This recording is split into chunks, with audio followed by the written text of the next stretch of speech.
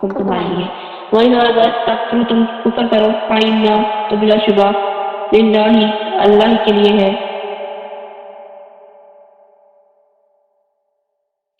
یا ایھا الناس اے لوگوں قد یقیناً جاءکم آ گئے تمہارے پاس برہان ایک واضح دلیل من ربکم تمہارے رب کی جانب سے وانزلنا اور اتارا ہم نے الیکم تمہاری طرف نورا ایک نور مبینہ واضح اے لوگوں تمہارے پاس تمہارے رب کی جناب سے ایک واضح دلیل آئی ہے اور ہم نے تمہاری جانب ایک واضح نور اتارا ہے نور کا کیا نور اتارا ہے قرآن پاک قرآن ایک طرح کا کلام ہے اور اس میں ایسی شہادتیں موجود ہیں کہ کسی انسان کا کلام نہیں ہے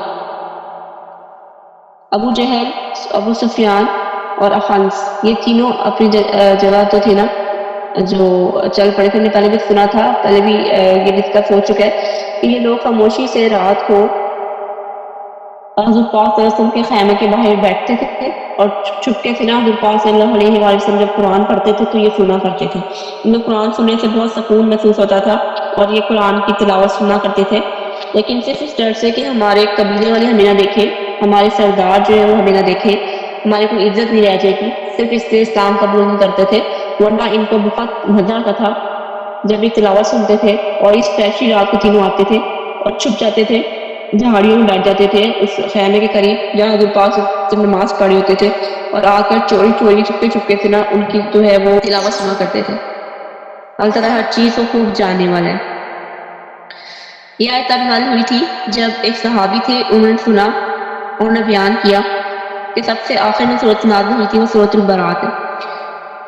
یہ احکام معراج کے سلسلے میں سب سے آخر میں یہ آخر حصہ ہے. ہم نے معراج کا ذکر کر لیا تھا ہم نے پہلے پڑھا ہے سورۃ البقرہ میں بھی اور سورۃ النساء کی شروع والی آیات میں بھی وراثت کا حصہ لیکن یہ آخری آیت تھی جو وراثت کے بارے میں آئی تھی کہ یہ آیت سیدنا جابر بن عبداللہ رضی اللہ تعالیٰ عنہ کے بارے میں نازل ہوئی. انہوں نے رسول اللہ صلی اللہ علیہ وآلہ وسلم سے دریافت کیا تھا یا رسول اللہ میری ایک بہن ہے اس کے مرنے پر مجھے کیا حصہ ملے گا تو اس پر اللہ نے آیت میراث نازل کی تھی کہ وہ آپ سے فتویٰ پوچھتے تو آپ کہہ دیں کہ اللہ تعالیٰ نے یہ فتویٰ دیا ہے کلالہ کے بارے میں. کلالہ اسے کہتے ہیں اگر کوئی شخص فوت ہو جائے اس کی اولاد نہ ہونے سے مراد یہ کہ نہ اس کو کوئی بیٹا ہو نہ بیٹی ہو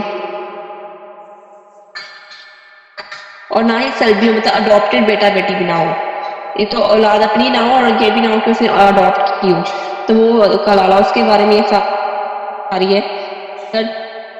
کلالہ مرد کی حقیقی یہ باپ شریک بہن ہے تو اس بہن کو ترکے میں سے آدھا حصہ ملے گا یعنی بہن کو کلالہ بھائی کے ترکے یعنی نقلی جائیداد اور دیگر اثاثوں میں سے نصف ملے گا. اگر مرنے والے کی بیٹی موجود ہو تو بیٹی کی موجودگی میں بہن کو کچھ بھی نہیں ملے گا لیکن بیٹی کے ساتھ بہن ہو جائے گی اور ایک بیٹی ہو تو بہن کا نصف حصہ اور ایک سے زائد ہو تو بہن کا تیسرا حصہ. ایک بیٹی ایک بہن اور ایک پوتی ہو تو اس کے بارے میں پوچھا گیا تو انہوں نے کہا کہ بیٹی اور بہن کو نصف ملے گا اور ساتھ ہی انہوں نے کہا کہ ابن محفوظ سے پوچھ لو. جب ابن محفوظ سے پوچھا تو انہوں نے فرمایا کہ جو آپ دوں تو میں مگر گمراہ ہو جاؤں گا اور ہدایت یافتہ لوگوں میں سے نہیں رہوں گا کیونکہ یہ اس طرح کے مسئلے ہوتے ہیں یہ مفتیوں سے ہی پوچھنے چاہیے. اللہ تعالیٰ نے بھی یہاں یہی کہا ہے کہ وہ فتویٰ پوچھتے ہیں فتویٰ ہمیشہ بہت ہی قابل علم جو عالم ہوتے ہیں جو بہت ہی زیادہ اور مفتی ہوتے ہیں ان سے پوچھنا چاہیے عالموں سے بھی پوچھنا نہیں چاہیے. فتوے اس طرح کے جن کی بات سمجھ نہ آ رہی ہے جو بہت کمپلیکیٹڈ ہوتے ہیں کوشش کرنی چاہیے کہ یہ ایسی چیزیں جو ہے مفتیوں سے پوچھی جائیں کیونکہ وہی صحیح بتا سکتے ہیں. نبی پاک صلی اللہ علیہ وسلم نے فرمایا فرائض اہل فرائض کو دے کر جو باقی رہے وہ قریبی عزیز مرد کا حصہ ہے. مطلب کہ جو اللہ تعالیٰ نے فرض کیا جیسے اللہ تعالیٰ نے کہا ہے کہ اگر اس کی بیٹی ہے اور اس کی بہن ہے تو اگر ایک بہن اور ایک بیٹی ہے تو بہن کا آدھا حصہ ہے اور اگر ایک بہن زیادہ ہے مطلب ایک سے زیادہ بہنیں ہیں تو پھر بہنوں کا تیسرا حصہ ہے. تو اللہ تعالیٰ رسول پاک صلی اللہ علیہ وسلم کے بارے میں یہ فرما رہے ہیں کہ جو فرائض اہل فرائض کو دے دو جو تم نے فرض ہے ان سب کے فرض ادا کر دو جو باقی بچے گا وہ اسی مرد کا حصہ ہوگا.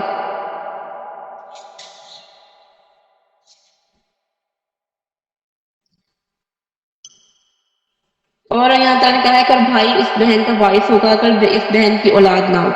کلالہ عورت کا حقیقی بھائی یا باپ کی طرف سے بھائی اس بہن کا وارث ہوگا اگر اس کی اولاد نہیں ہوگی اور اس کے لیے حصہ میراث مقرر نہ ہو. اور اگر دو بہنیں ہوں اس وارث کی دو بہنیں ہیں ان دونوں کا ترکے میں 2/3 حصہ ہے اور کلالہ 2 بہنیں چھوڑ گیا ہے یا 2 سے زیادہ چھوڑ گیا ہے تو 2/3 حصہ ملے گا. اور اور اگر مرد عورت کئی بہن بھائی ہوں، ہر مرد کا حصہ 2 عورتوں کے برابر ہے. یہ تو سب کو پتہ ہے کہ پراپرٹی میں ہمیشہ جب بھی وراثت میں کوئی بھی چیز تقسیم ہوتی ہے تو مرد کا ڈبل ہوتی ہے. مطلب کہ اگر ایک بھائی اور ایک بہن ہے تو 2 بہنیں اور ایک بھائی ہے تو 1 لاکھ جو ہے بھائی کو ملے گا اور 1 لاکھ 2 بہنوں کو ملے گا 50-50 ہزار کر کے.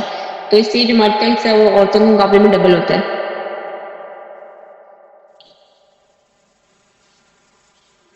اللہ تعالیٰ فرما رہے ہیں تمہارے لیے آیتیں کھول کھول کر بیان کر دی ہیں، ہر ایک کو اس کا حصہ بتا دیا. پہلے یہ ہوتا تھا کہ جب وراثت کی آیات نہیں آئی ہوتی تھی تو ہر انسان اپنی مرضی سے وراثت تقسیم کر دیتا تھا اور بہنوں کو، بیٹیوں کو، بیویوں کو کچھ بھی نہیں ملا کرتا تھا. ساری کی ساری دولت، ساری جائیداد آپس میں بانٹ دی جاتی تھی اور اپنی مرضی سے جس کو چاہے دے دیا. کسی دوست کو دے دیا، کسی نیبر کو دے دیا، کسی کو بھی دے دیے حصے، اپنی مرضی سے حصے کر دیے، اپنی مرضی سے جس کو چاہا بانٹ دیا. تو اللہ تعالیٰ نے اس وجہ سے جو ہے نا یہ وراثت کے حکم اتارے تھے. اور اسی طرح اللہ تعالیٰ نے عورت کو حصہ دلایا ہے، بیوی کو حصہ دلایا ہے، بہن کو حصہ دلایا اور بیٹی کو بھی حصہ دلایا، چاہے وہ بچے ہیں لیکن اس کے باوجود بھی ان کا حصہ ہے. پہلے دور میں ایسا نہیں ہوتا تھا.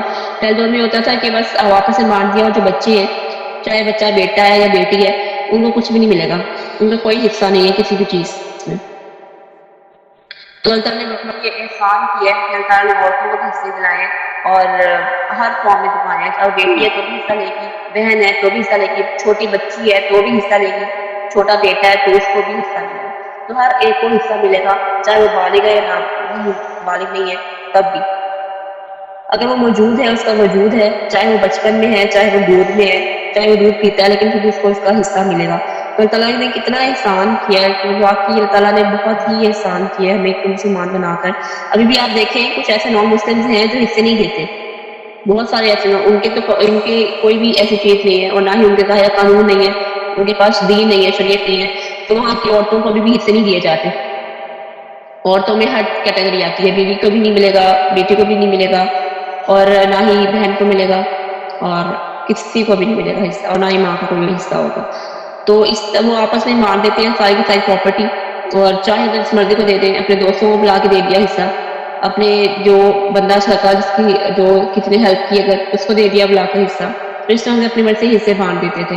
جب اللہ تعالیٰ نے آیت نازل کی تھی تو اللہ تعالیٰ نے اس کے بعد وصیت ختم کر دی تھی. پہلے دونوں وصیت ہوتی تھی، اسلام میں وصیت جائز تھی کہ آپ وصیت کرتے ہیں اپنی مرضی سے، جس کو چاہیں آپ دے دیں. لیکن پھر اللہ تعالیٰ نے جب دیکھا کہ وصیت سے بھی جو ہے وہ نہیں انصاف ہوتا، صحیح طرح نہیں کر پاتے لوگ، ظاہر ہے جھکاؤ ایک طرح زیادہ ہو جاتا ہے، جہاں انسان کو جس سے زیادہ محبت ہوتی ہے ساری کی ساری نام اس کی پراپرٹی کر دی. تو پھر اللہ تعالیٰ نے حصے سب کے مقرر کیے تھے. اور اس کے بعد جو اپنا حصہ بچتا ہے، جیسے انسان کے اپنے پاس اگر اتنی زیادہ پراپرٹی ہے کہ سب کو بانٹ کر بھی، سب کو دے کر بھی اگر آپ کے پاس کئی کروڑ بچ جاتے ہیں، 1 کروڑ 2 کروڑ بچ جاتا ہے، تو وہ آپ اپنی مرضی جس کو چاہے مرضی دے دیں، وہ آپ کا اپنا حصہ ہے. لیکن سب کے حقوق ادا کر کے، سب کو فرض ادا کر کے اس کے بعد آپ اپنا حصہ جس کو چاہے مرضی دے دیں.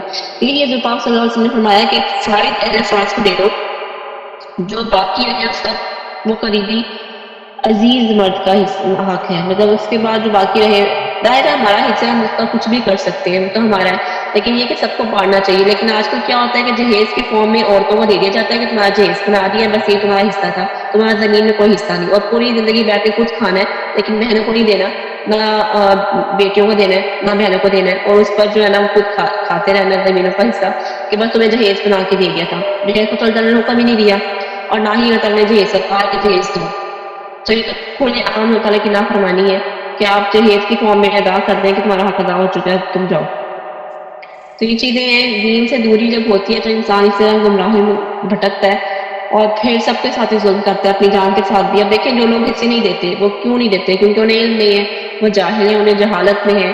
اور ظاہر اسلام کے نظر میں وہی ہے جو قرآن سے دور ہے، حدیث سے دور ہے. جب انہیں ان چیزوں کا شعور نہیں ہے تو وہ کیسے حصے بانٹیں گے اور کیسے دیں گے جب انہیں وراثت کی آیات ہی نہیں پتا، جب ان کو پتہ ہی نہیں ہے کہ بہنوں کا حصہ بنتا ہے، جب انہیں پتہ ہی نہیں ہے کہ وہ اپنے پیٹوں میں وہ آگ جمع کر رہے ہیں جو وہ کھا رہے ہیں، کسی کا حق مار رہے ہیں، چاہے وہ یتیم ہے چاہے بہنیں ہیں، جس کا آپ پر دینا حق ہے، جس کا آپ پہ دینا فرض ہے. اگر آپ اس کا حق مار رہے ہیں تو اس کے بارے میں ہم نے پڑھا تھا کہ یتیموں کا حق مارنے والے اور کسی کا بھی ناحق کھانے والے وہ اپنے پیٹوں میں آگ بھر رہے ہیں، اور قیامت کے دن ان کے پیٹ ہم نے پڑھا تھا کہ وہ کتنے بڑے ہوں گے، احد پہاڑ کی طرح کے بڑے ہوں گے. اللہ تعالیٰ ہمیں معاف کرے کہ ہم کسی کا حق نہ مارے، نہ کسی کا حق کھائیں. اللہ تعالیٰ ہمیں اپنے ہی حق میں برکت نصیب کرے، اپنی ہی روزی میں برکت نصیب کرے، اور ہمیں اپنے لیے اپنا ہی محتاج رکھے، کسی کا محتاج نہ کرے. آمین. آیت نمبر جو ہے یہاں پر سورۃ نمبر کمپلیٹ ہوگی، سورۃ النساء. اور نساء دیکھیں پھر اللہ تعالیٰ نے آیت سورۃ النساء کمپلیٹ کس پہ کی ہے. آپ یہ دیکھیں کتنا خوبصورت قرآن ہے. اللہ تعالیٰ اس سے کہتے ہیں کہ غور و فکر کرو، کتنی خوبصورتی سے اللہ تعالیٰ نے اس کا اینڈ کیا ہے. اینڈ پہ بھی اللہ تعالیٰ نے وراثت میں حصہ دلا کر عورتوں کو جو ہے صورت اینڈ کی ہے. تو کتنی محبت ہے اللہ تعالیٰ کو عورتوں سے، ورنہ عورتوں کو کون پوچھتا تھا پہلے دور ہے کہ عورتوں میں تو کوئی عزت نہیں ہوتی تھی، کچھ بھی نہیں. غلام کی حیثیت غلام سے بھی بدتر ہوتی تھی، ایک جانور سے بھی بدتر سلوک کیا جاتا تھا عورتوں کے ساتھ. تو اللہ تعالیٰ دیکھیں کہ اللہ تعالیٰ نے ایک تو سورت کا نام ہی سورۃ النساء رکھ دیا ہے اسپیشلی عورتوں کے لیے، جس میں سارے احکامات نازل کیے، انہیں حصہ دلایا وراثت میں. اور بار بار اللہ تعالیٰ نے کہا ہے کہ ان کے حقوق سے ڈرو، ان کا حق ادا کرو، ان کے معاملے میں اللہ تعالیٰ سے ڈرو، ان کے ساتھ ظلم نہ کرو، ان کے ساتھ نرمی سے پیش آؤ. کتنی زیادہ اللہ نے عورتوں کے بارے میں احکامات نازل کیے ہیں، کتنی دفعہ اللہ تعالیٰ نے کتنا زور دیا ہے کہ پوری کی پوری صورت ہی عورتوں کی رکھی ہے. اور اینڈ پہ اللہ تعالیٰ نے عورتوں کے حصے پہ جو ہے وہ مطلب کہ کہا ہے، فورس کیا ہے کہ ان کے حصے دو، ان کی زبردستی ان کے ساتھ زبردستی نہ کرو، ہر معاملے میں زبردستی نہ کرو، بلکہ کسی بھی معاملے میں. طلاق کے بارے میں میں نے پڑھا تھا، حق میں ہے کے معاملے میں بھی کہ زبردستی ان کو مار پیٹ کے ان کا حق میں واپس نہ لو. تو کتنی خوبصورت ہے اللہ تعالیٰ، کتنی محبت ہے ہم سے عورتوں سے. اور اس کے باوجود بھی رسول پاک صلی اللہ علیہ وسلم کیا کہتے ہیں کہ عورتیں جو ہے نا ان کی کثرت ہے جہنم میں. تو اللہ تعالیٰ ہمیں معاف کرے، اللہ تعالیٰ ہمیں جہنم سے بچائے. سبحانک اللہم و بحمدک، نشہد ان لا الہ الا انت، نستغفرک و نتوب الیک. ربنا آتنا فی الدنیا حسنۃ وفی الآخرۃ حسنۃ وقنا عذاب النار وقنا عذاب القبر وقنا عذاب الحشر وقنا عذاب المیزان. یا مقلب القلوب ثبت قلبی على ربنا ظلمنا انفسنا وان لم تغفر لنا وترحمنا لنكونن من الخاسرین. آمین یا رب العالمین. السلام علیکم ورحمۃ اللہ وبرکاتہ.